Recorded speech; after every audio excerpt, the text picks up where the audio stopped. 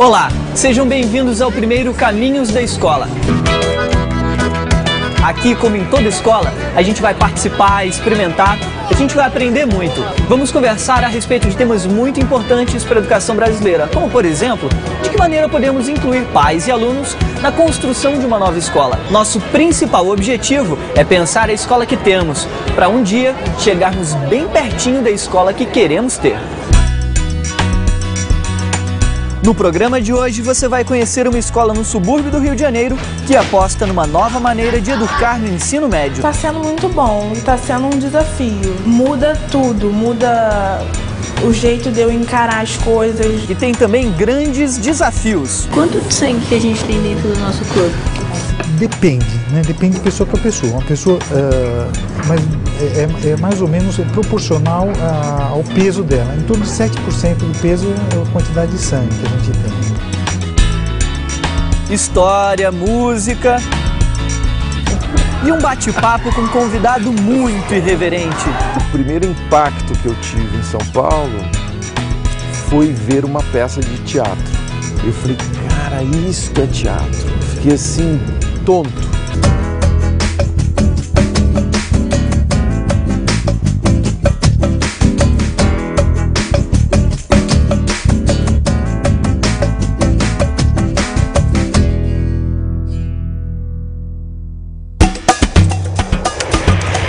Brooklyn, Zona Sul de São Paulo. Esse é o endereço do Colégio Estadual Oswaldo Aranha. E eu vou aproveitar que deu uma acalmada, que a galera do recreio já foi para a sala para conversar com o Jonathan e com a Michele um pouquinho aqui sobre o colégio. O que você mais gosta no teu colégio, Michele? Acho que é um pouco de tudo, né? Pessoas, os professores, eu gosto bastante daqui. E você, Jonathan? Acho que também é bem isso, as pessoas são bem unidas, aqui os professores também ajudam bastante em tudo que você precisa. Vocês estão em que série? Terceiro ano. Terceiro ano? Terceiro ano também. Você acha que a gente tem que se preparar para o vestibular assim já do primeiro ano do ensino médio ou não? Deixa lá para cima da hora. É bom, né? Desde o primeiro ano, assim. Mas, sempre dá uma, relaxadinha. Jonathan, o que você acha que tá faltando na tua escola?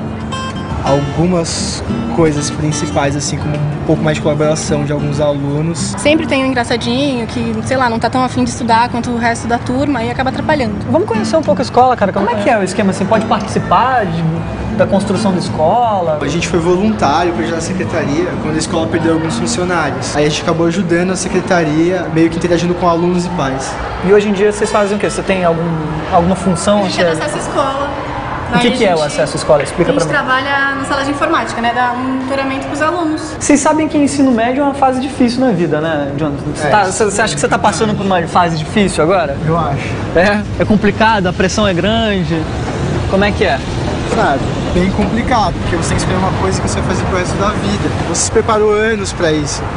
Aí você fica meio frustrado no momento, assim, se você não conseguir. E agora o programa volta para o Rio de Janeiro, onde uma escola inventou um novo jeito de ensinar.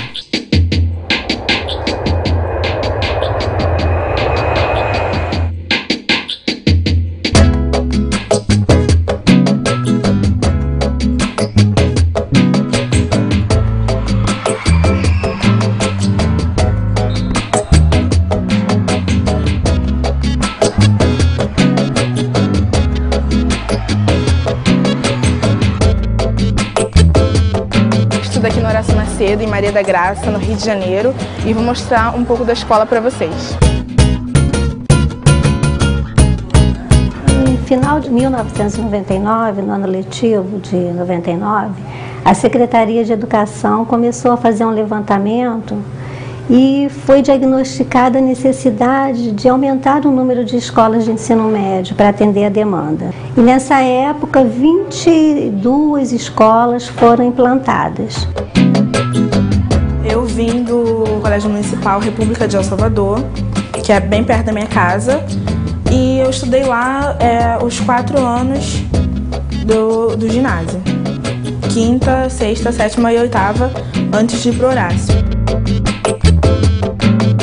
Colégio bom, de ensino muito bom, e tinha o técnico, e que vai ser muito importante para mim no futuro.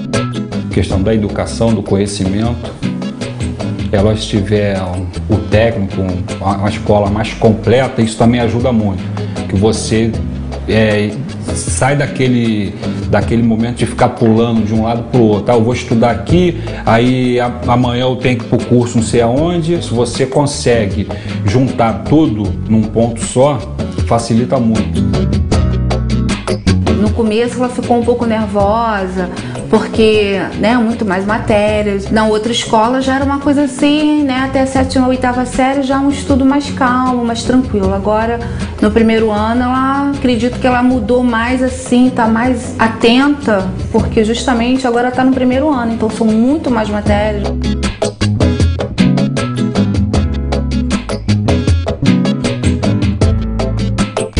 O ensino médio é uma dívida social e, eu diria, ético-política do Brasil.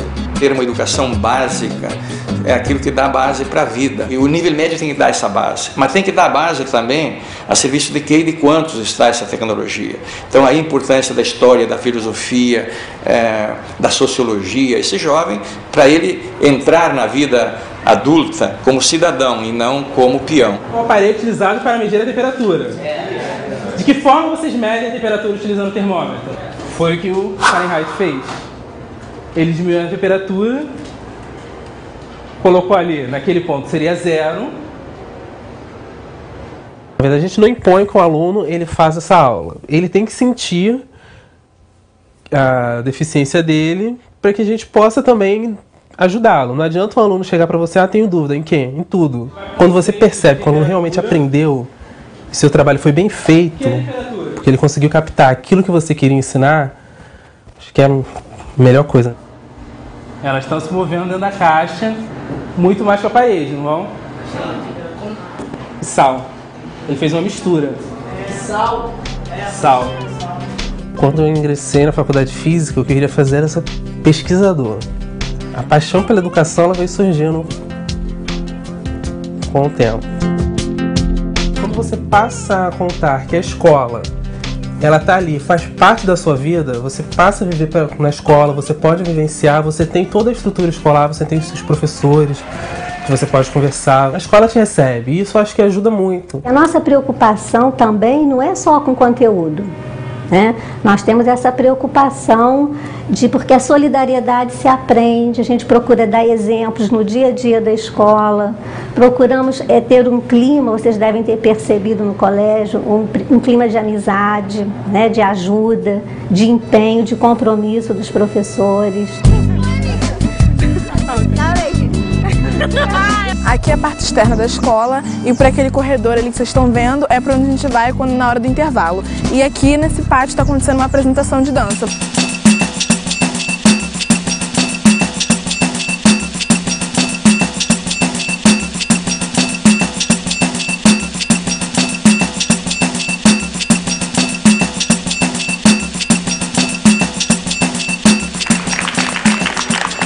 O nosso trabalho é de literatura e começa em sala de aula com as bases teóricas do período literário. No nosso caso, foi uma turma de primeiro ano de ensino médio e o primeiro texto que eles tiveram contato foi a Carta de Pero Vaz de Caminha. Eu consegui esse milagre quando eu dei a eles a oportunidade de fazer o confronto com o texto de uma índia, que é escritora, é professora de literatura também da UFRJ, e para eles aprenderem a realidade, não estudar a história do Brasil apenas do ponto de vista do colonizador. Desde quando a gente começou com um trabalho sobre a Carta de Pero Vaz de Caminha, ninguém gostou muito, porque é uma carta grande, uma carta chata. Aí a gente começou a gostar da ideia e a professora pediu pra gente fazer uma apresentação. Aí trabalhamos nas férias, ensaiamos nas férias e ela deu a ideia de ficar com essas vestimentas sobre os índios. Quando a gente chegou, a gente não falava com os professores, não conversávamos, mas pela timidez, com medo de falar em público. Hoje já, assim, no meio do ano isso já mudou. Eu acredito que daqui pra frente mude bastante. Eu acho que vai ser muito bom pra mim no futuro, arranjar um emprego, né? Vai, assim, acabar a timidez, né? Com isso, dançando, ajuda pra caramba. A gente fica com mais atitude, entende?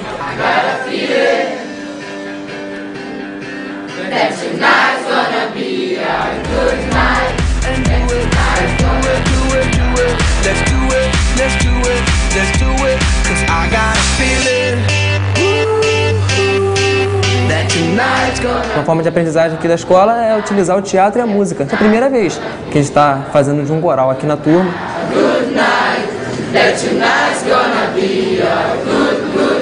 Foi difícil, porque sempre tinha um que queria escolher uma, outro queria escolher outra.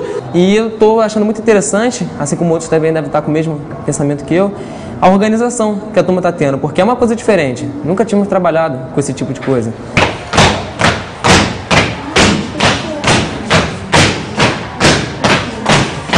Os mais bagunceiros da corporação. Sempre ouço reclamação de vocês. E agora... Mas o General Unificação mandou uma carta. O general? Deve ser importante. O que diz essa carta? Muitas regras vão mudar em nossa corporação. Muitas regras na nossa gramática? De novo?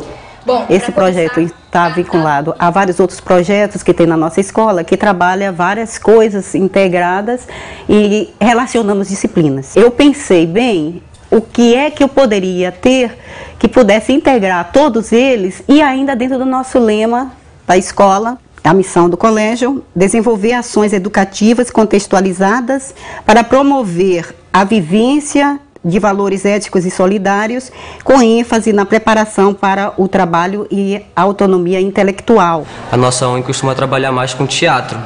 A gente acha que essa é a maneira mais fácil de apresentar o trabalho, a língua portuguesa, e assim as pessoas podem entender mais fácil. Hífen, trema e acento, vocês estão expulsos da corporação. Espero que sim. Não, tudo bem, não precisa expulsar todos os acentos. A gente tenta fazer um roteiro que priorize a matéria que a professora está dando e de uma maneira simples e fácil que o público venha a entender. E agora, acentos, o que vocês vão fazer? Sair acentuando! Hoje eu vou pegar você! Nós temos que dar aos nossos alunos motivação. O aluno que vem para cá, inicialmente, ele vem em busca de uma profissão para, ao sair do ensino médio, já ter como ganhar o próprio sustento. Agora, um bom número deles, no meio do caminho, descobre que a linha de trabalho deles não tem nada a ver com o técnico. Nós temos ex-alunos que hoje são pedagogos, são filósofos, professores de física, tem um que está na faculdade de medicina. Isso, para mim, pessoalmente, para a nossa direção, é motivo de muito orgulho.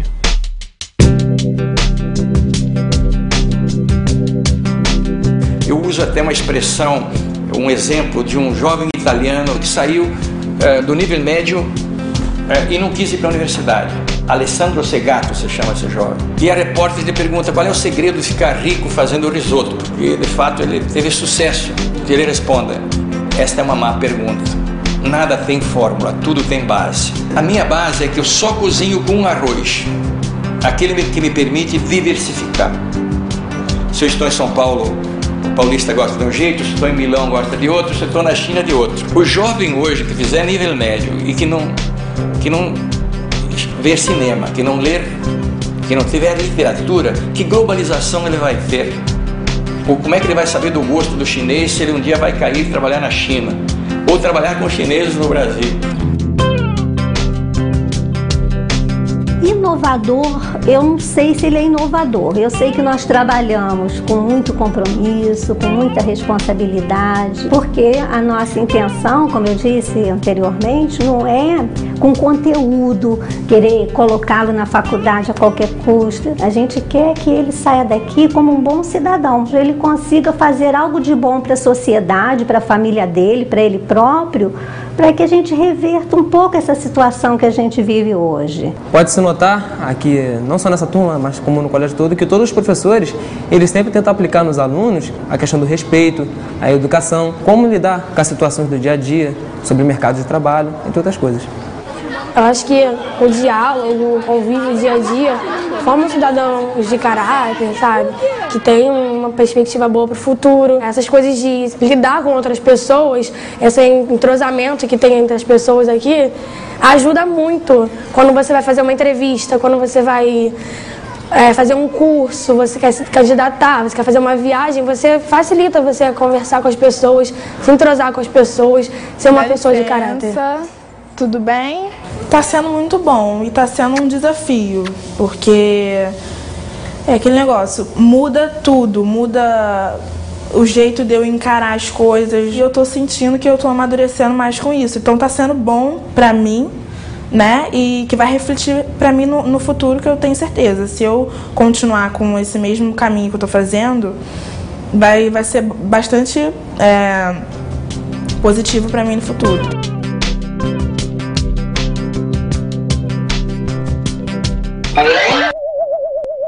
Meu nome é Camila Lopes, estudo na 7ª série, tenho 13 anos e eu nunca entendi na matéria de ciências a função do fígado. O fígado é o segundo maior órgão interno e uma das maiores glândulas do nosso corpo. Ele digere gorduras, regula nossa taxa de açúcar e também funciona como filtro de sangue. Destrói hemácias envelhecidas e remove substâncias tóxicas como álcool e cafeína.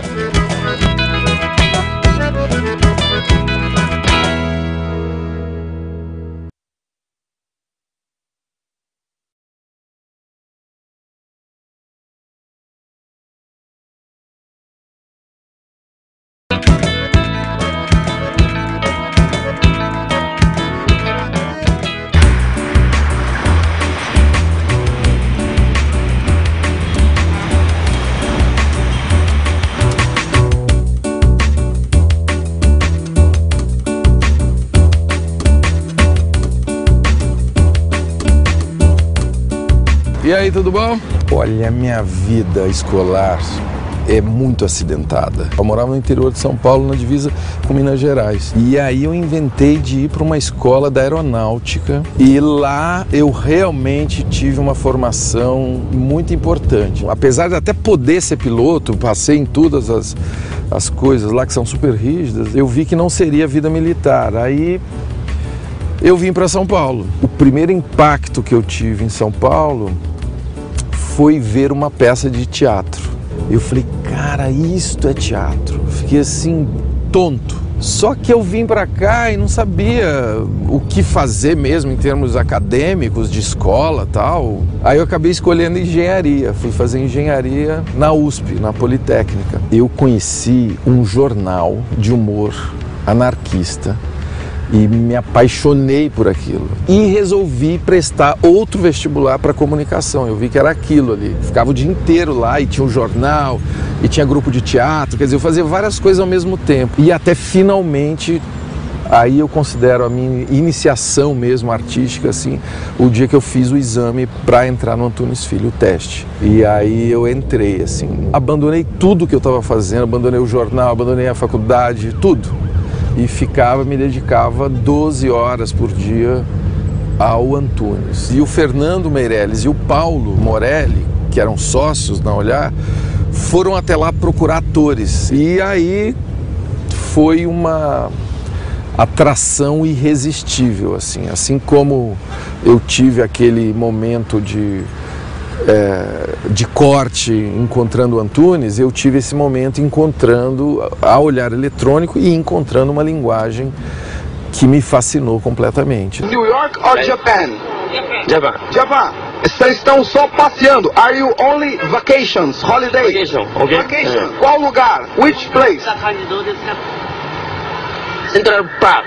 Central Park? Central Park. Central Park? Onde será que é o Central Park? Central Park. Eu acho que eu vou ter que pegar o Subway. Central Park. Eu vou pegar o Subway então para ir até o Central Park.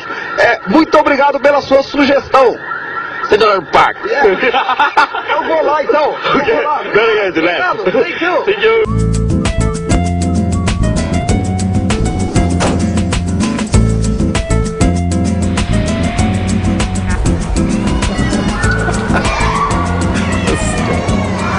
Opa! Você conhece Osvaldo Aranha?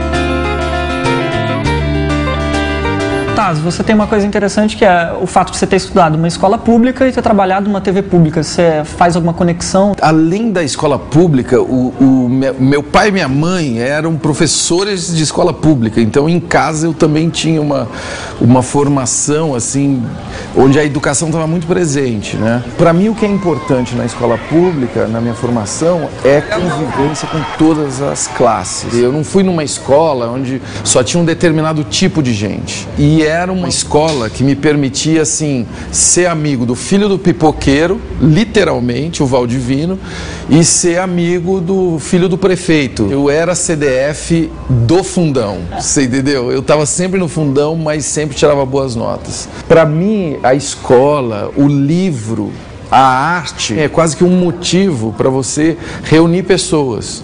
E é nessa reunião de pessoas que você aprende. Você não aprende só o que o professor está ensinando. Você aprende dessa convivência entre as pessoas, né? O legal desse momento que a gente vive hoje é que não há, apesar da educação ainda ser tratada de uma maneira muito criminosa, eu diria, no Brasil, ela nunca foi colocada como prioridade. A sociedade começa a reagir, entendeu? Começa a criar projetos, programas de televisão, de educação à distância. As pessoas começam a se virar e criar essas experiências todas, e favorecidas pela rede que nos une cada vez mais, essas experiências começam a ser compartilhadas, sabe? Eu acho que isso é que é um dado novo na educação brasileira.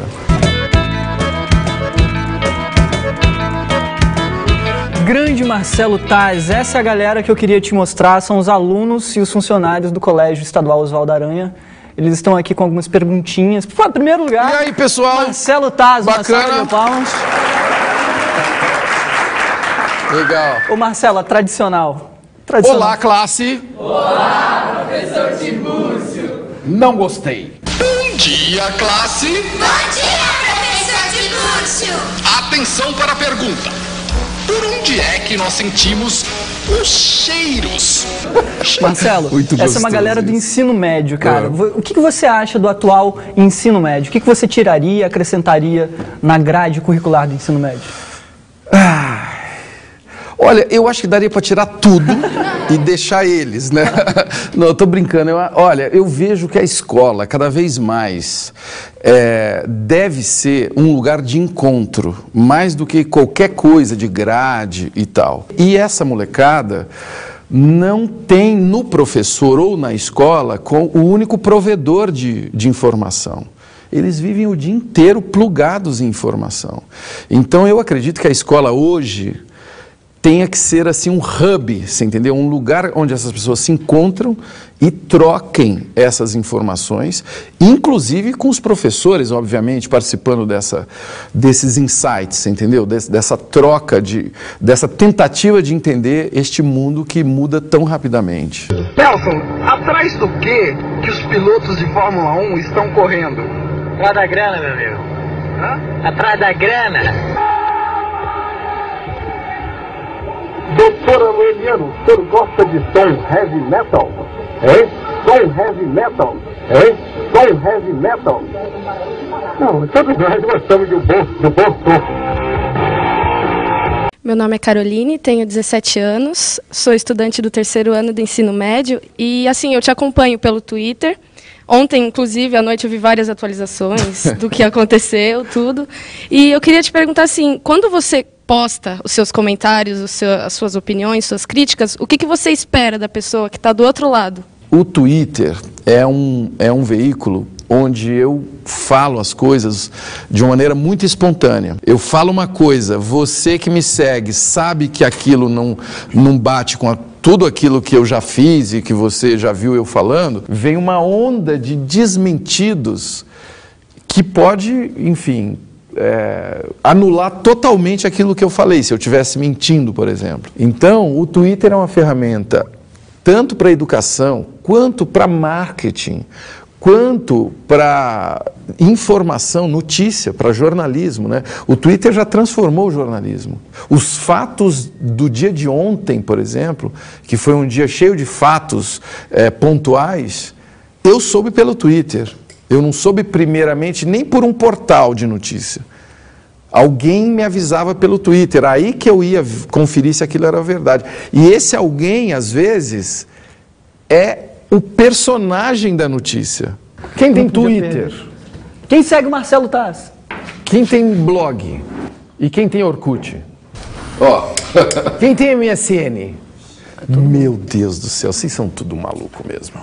E-mail é coisa de velho. Eu descobri agora.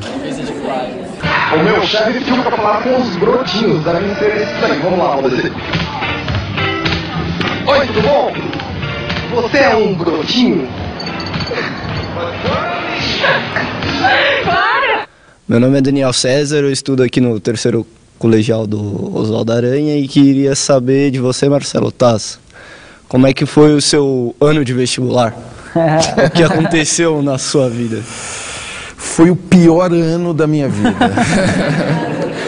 Eu estava chegando em São Paulo, entendeu? Morava numa pensão de um espanhol cujo método pedagógico era um taco de beisebol. Ele resolvia as questões com um taco de beisebol. Então eu me sentia assim, num Carandiru, assim, numa cela com 5 caras e me preparando para enfrentar um monstro que viria nos engolir no final do ano. Foi mais ou menos isso. Mais uma pergunta aí. Eu queria saber se você acha que a educação é a principal arma que o Brasil tem para combater a violência. Muito obrigado, Cibele. Eu diria que é a principal arma, sabe? A educação, ela não só ajuda a combater a violência, como ela é responsável por a gente descobrir a gente mesmo, entendeu? Educação não é você aprender química, geografia e matemática. Educação é uma maneira de você conhecer você. E você entendendo o sentido para você, você pode contribuir para a sociedade também. Oi, eu sou a Amanda, estou no terceiro ano também do colegial, e eu queria saber, assim, se hoje você acha que os alunos da escola da rede pública estão preparados realmente para fazer um Enem ou fazer mesmo um vestibular da USP, que concorre com grandes escolas, com grandes pessoas, grandes estudantes. Eu não sei, Amanda, o que você acha disso? Na minha opinião... Qual que é a sua opinião? Eu acho que eu poderia até estar preparada para um Enem, mas para um vestibular da USP, FUVEST, eu acho que eu não estaria preparada. Por quê? Não sei, porque com o longo dos anos, eu acho que o ensino foi muito defasado. E teve coisas que eu não consegui aprender ou que estou reaprendendo agora. Tá. Então, acho que eu não estaria preparada. Tá. Eu tenho uma boa notícia para você, né? Uma má e uma boa, tá? A má notícia é que realmente essa defasagem, ela atrapalha muito a gente. A gente nunca está pronto, né? Quando a gente está defasado. A boa notícia que eu tenho para te dar é que todo mundo está defasado. Quem achar que não está defasado está só mal informado, né? A velocidade com que as coisas acontecem hoje deixa com que toda a sociedade, mesmo quem tem mais recurso possível, fique defasado. Porque as coisas mudam muito rápido, você entendeu? Então, estar defasado não deve ser um sentimento que te faça ficar assustada. Porque você está certo. Se você está defasada, você está sintonizada com o seu tempo. Deputado, o senhor acredita no que o senhor diz? Acredito. E quando eu digo uma coisa que eventualmente não acredito, todo mundo nota, você sabe disso. E o povo também acredita no que o senhor diz?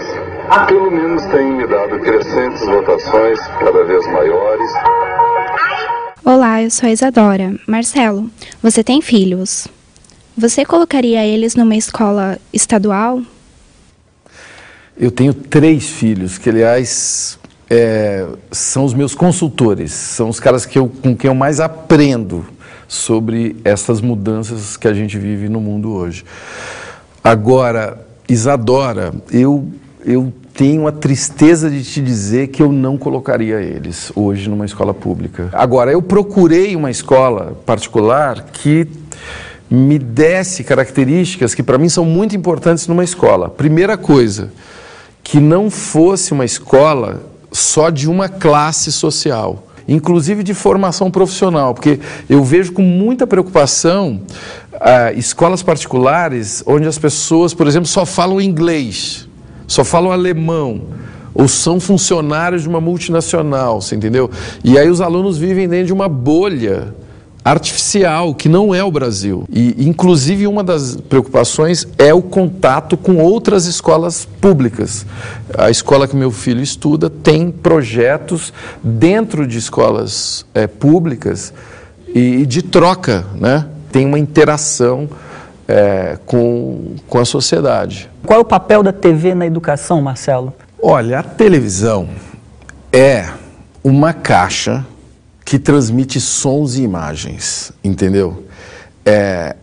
O que vai passar dentro dessa caixa é a nossa criatividade que tem que resolver. Agora, uma caixa que transmite sons e imagens em todas as casas do Brasil é algo muito poderoso, se ela for utilizada para a educação. Isso não acontece com a frequência que eu gostaria que acontecesse, mas no Brasil a gente tem uma televisão muito criativa, né? E a gente tem principalmente um público muito exigente. E esse cara quer uma televisão melhor, esse cara quer ser provocado, ser surpreendido, entendeu? Ser incomodado. Ele gosta de programas que deixam ele meio sem saber o que vai acontecer no próximo bloco. Acho que essa é uma virtude, não da TV brasileira, mas do povo brasileiro. Marcelo, a gente continua esse papo daqui a pouco. Vamos para um rápido intervalo, daqui a pouco a gente volta.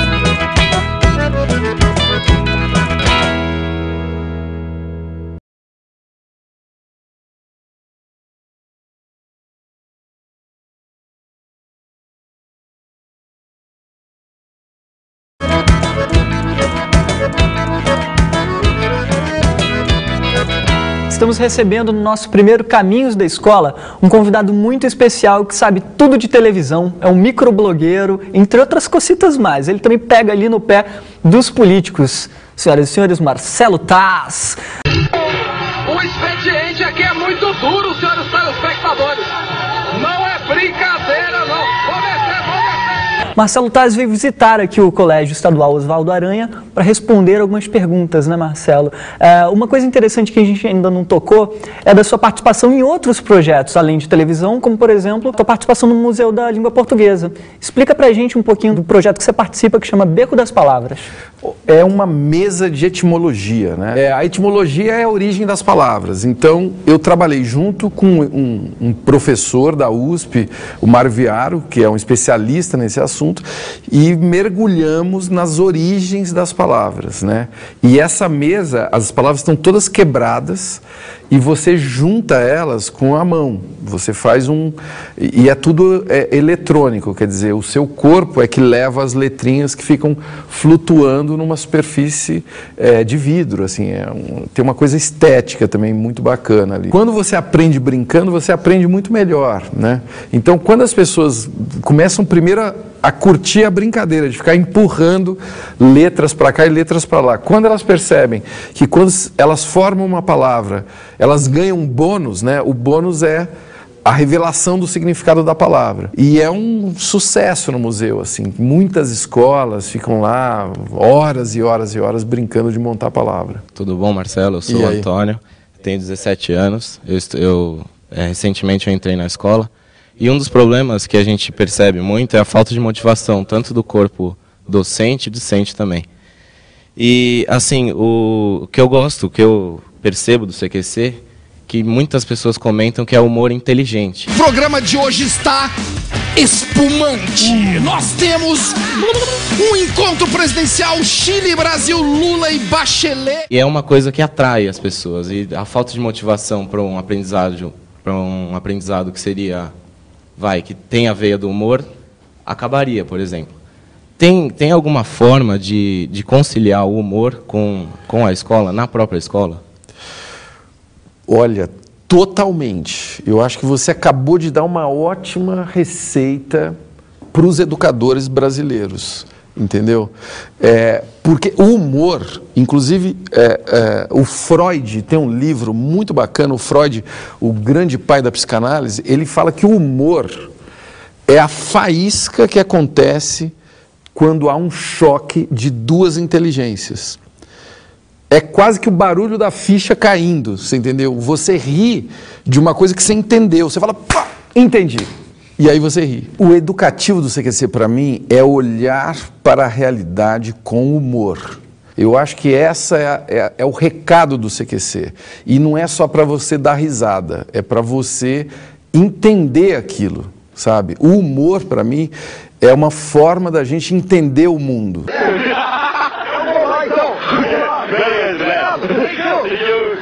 Para mim, a lição que o CQC traz para uma molecada dessa, é assim, vale a pena a gente ter uma atitude política. Por mais que a gente hoje não acredite nos políticos, mas a gente tem que ter uma atitude política sempre. Eu sou o André, tenho 16 anos. Então, assim, Thais, cultura é educação para você? Eu diria que educação é só cultura, né? A cultura, o caldo de cultura, ou seja, a quantidade de coisas que a gente conhece sobre a nossa origem e a maneira da gente expressar o que a gente pensa, é a síntese da educação. Isso é cultura. O que a gente vai levar, o que vocês levam de memória da infância, o que vocês levaram de memória da infância? Provavelmente um desenho, uma música, não é isso? Um filme. Isso é cultura, né? É isso que a gente guarda. Agora é a hora do tradicional. Queria agradecer aqui a presença do Marcelo Thais. Por favor, me ajude. Eu que agradeço. Fantástico, Marcelo. Obrigado mesmo. Obrigadíssimo pelas suas opiniões, seus esclarecimentos. Obrigadíssimo, galera, aqui do Colégio Estadual Oswaldo Aranha. Uma salva de palmas para vocês. Fantástico. Um abraço a todos os alunos, funcionários. E a gente fica por aqui. Marcelo, mais uma vez, obrigado. Obrigado, Léo. Obrigadão. Eu estou em São Paulo, na Escola Municipal Carlos Augusto Queiroz Rocha. E eu vou convidar uma galera daqui para participar do nosso primeiro desafio. Oi, gente, eu sou o Léo, apresentador do programa Caminhos da Escola, da TV Escola. E no nosso programa a gente tem um quadro chamado Desafio, que é o seguinte: a gente apresenta um problema para a escola e nós convidamos um grupo de alunos para resolver esse problema. Só que tem que ser usando todas as técnicas, todos os conhecimentos, tudo que vocês aprenderam em sala de aula.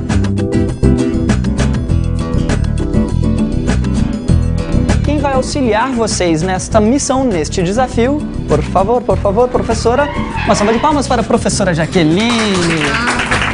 Professora, tá animada com o desafio? Você acha que eles conseguem fazer esse desafio, essa campanha pra gente? Consegue. E você acha que dá conta dessa responsabilidade de dar com essa galera toda?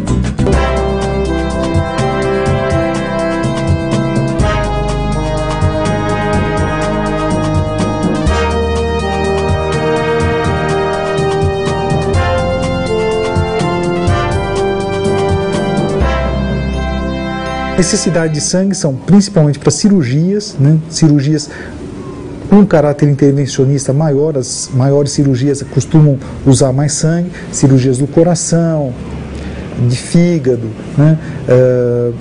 Emergências, né? de traumatismo, acidentes. Como é que os alunos, a escola, pode envolver mais gente para ajudar na campanha de doação de sangue? Então, a escola é um lugar primordial, essencial para ajudar nessa campanha. A campanha de doação de sangue é uma coisa que deve existir sempre. E vocês podem sensibilizar a comunidade de dentro da escola e que a escola faça para fora da escola. E por isso é importante vocês conhecerem algumas coisas relacionadas com o sangue. Doutor, numa bolsa de sangue cabe quantos litros mais ou menos? 450 ml. É um pouco mais, é 100 a mais do que uma garrafinha, uma latinha de refrigerante. Aquela latinha tem 350, é 100 a mais, é um pouquinho mais. O que acontece em uma hemoterapia? Hemoterapia é o tratamento com sangue, tá certo? Terapia é o tratamento, hemo é sangue. Então, hemoterapia é o tratamento com sangue. Quais são os problemas mais comuns que é usado mais sangue? De uma maneira geral, são as cirurgias. Eu acho que é o que mais usa sangue são as cirurgias. Outros problemas que precisam de sangue são problemas de doenças do sangue, né?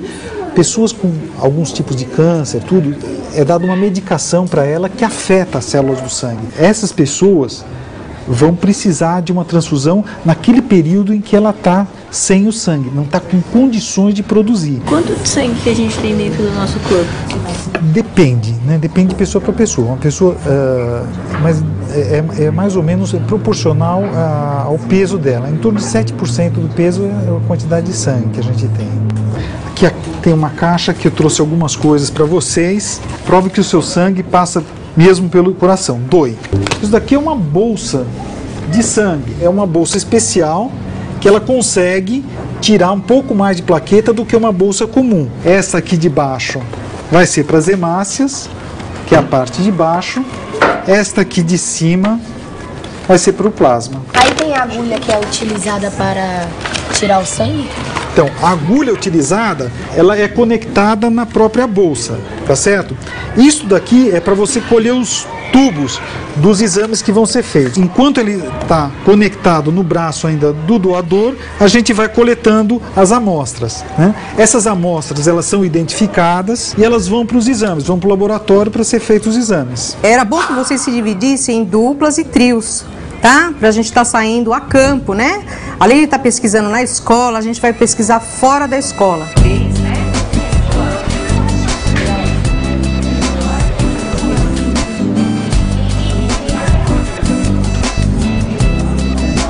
E aí, gente, vocês estão começando a fazer a pesquisa, estão no meio, como é que tá essa pesquisa?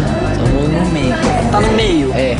E qual é o grupo que vocês estão pesquisando? O que vocês estão caçando na internet? Sobre informações sobre o bioquímico. Do bioquímico? E é difícil encontrar informação sobre bioquímico na internet? Não fazer perguntas, como o que o bioquímico faz, a função dele. Profissionais que trabalham na área da doação de sangue. Estou pesquisando sobre os enfermeiros. Enfermeiros? Isso. Tô vendo que vocês já estão buscando aí umas fotos, né? É, a gente já colocou.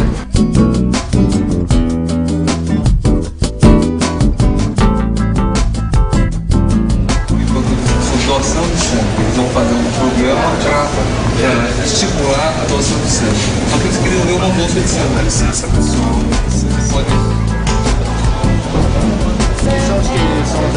Esse sangue que o senhor tem aqui é o tipo B positivo. E já vai ser, então, sendo preparado e encaminhado, que foi solicitado, né, pelo médico, obviamente, que já vai ser, então, direto para a transfusão, né? Como e onde o sangue é produzido? Ele é produzido pela medula óssea, entendeu? Quando é criança, você produz sangue pelos órgãos hematopoéticos, o baço, entendeu? Que depois se torna só medula óssea. Algumas pessoas ficam com medo de doar sangue porque elas têm medo de ser contaminadas por agulhas. Exatamente. Não tem nada a ver. A doação de sangue, a pessoa não se contamina. Porque todo o material que se utiliza para receber do doador, tudo descartável, luva descartável, tudo estéril, entendeu? Quantos litros de sangue a gente tem? Depende do peso. Normalmente, a pessoa de 70 quilos, tá? Em torno de 4 litros e meio. A sociedade, ela fica em torno de... E a quantidade da população que doa, às vezes fica pouco. Então, por isso que de vez em quando eles disputam na televisão que falta sangue. Os dois são bastante comuns. Foi bem difícil, porque nós não sabíamos nada ainda, mas depois nós começamos a pesquisar e adquirimos bastante conhecimento sobre o assunto. Eu aprendi o que dá cor vermelha ao sangue, a hemoglobina, aprendi como é retirado o sangue e como é armazenado. Com essas pesquisas, com esses desenvolvimentos, sabendo um pouco mais, discutindo com os meus colegas, eu aprendi bastante coisa. A gente salva muitas vidas de pessoas que estão precisando de sangue. Isso vai ser importante para o futuro, não só para a doação de sangue, mas delas se acostumarem com esse processo de fazer perguntas. Só se a gente conseguir plantar as perguntas é que elas vão conseguir ir atrás das respostas. E indo atrás das respostas, elas vão descobrir o mundo. No próximo programa, os alunos vão apresentar a pesquisa e dar início à criação da campanha publicitária.